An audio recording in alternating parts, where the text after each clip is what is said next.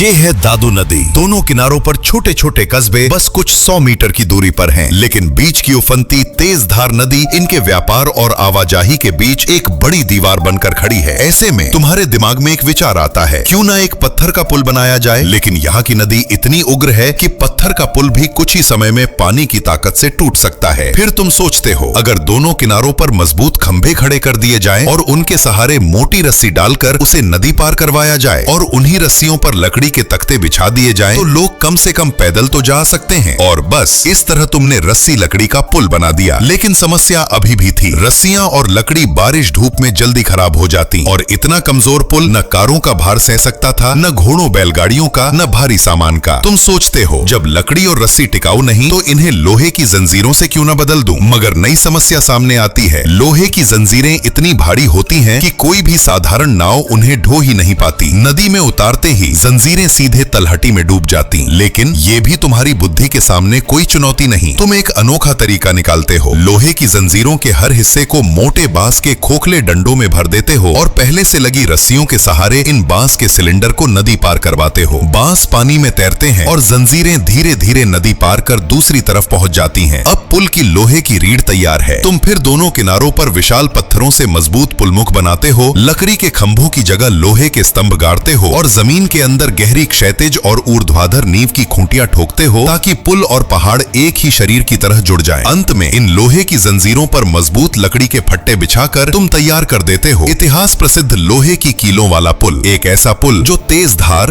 तूफान, बारिश और समय सब पर विजय पा लेता है।